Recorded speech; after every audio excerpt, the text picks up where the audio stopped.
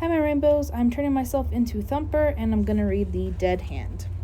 The village huddled on the edge of the vast swamp, as far as one could see. There were soggy meadows, holes filled with black water, and glistening sheets of wet, spongy peat. Skeletons of giant trees, snags, as the people called them, rose up in the muck, and their dead branches reaching out like long twisted arms. During the day, the men in the village cut the peat and hauled it home to dry and sell fuel. But when the sun went down, the wind, sighing and moaning, came in the sea. When the men quickly leave, strange creatures look over the swamp at night, and some even go into the village. This is what everyone said. People were too afraid, and they would not go alone after dark. Young Tom Patson was the one person in the village who did not believe in these creatures. On his way home from work, he'd whisper to his friends, "There's one!" And then they would jump and run. And Tom would laugh and laugh. Finally, some of his friends turned on him. "If you know so much," they said, "go back to the swamp at night and see what comes of it." "I'll do it," said Tom. "I work out there every day, and not once have I ever seen anything. Why should it be any different tonight? Tomorrow night, I'll take my lantern and walk out to the willow snag. If I get scared, I'll run, and I'll never make fun of you again." The next night, the man went to Tom's house, and they put him on his way. Thick clouds covered the moon. It was the blackest of nights. When they arrived, Tom's mother was pleading with him not to go. "It'll be all right," he said. "There's nothing to be afraid of. Don't be foolish like the rest."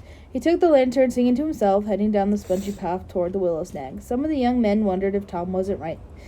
Maybe they were afraid of something that did not exist. A few decided to follow him to see for themselves, but they stayed far behind in case he ran into trouble.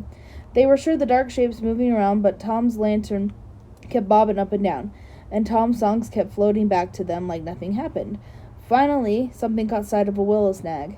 There, Tom, standing in the circle light, looked away, and all of a sudden the wind blew out the lantern, and Tom stopped singing. The men stood stock into the blackness, waiting for something awful to happen. The clouds shifted and the moon came out.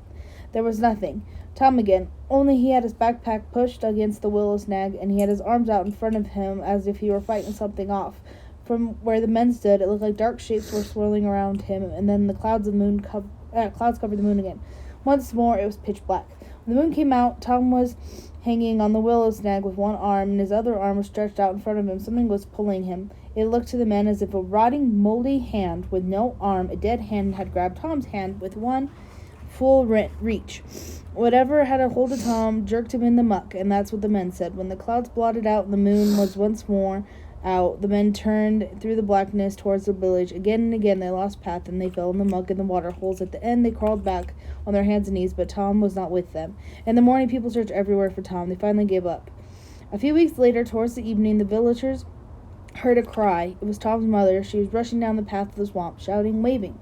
When she was in the village, spotted her, she turned back and ran. Off they went for her. They found young Tom by the willow snag, groaning and gibbering as if he lost his mind.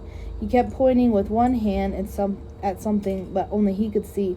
Where the other hand should have been, there was nothing but a ragged stump oozing blood.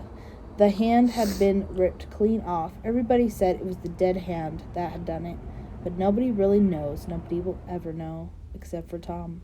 And he never spoke another word again.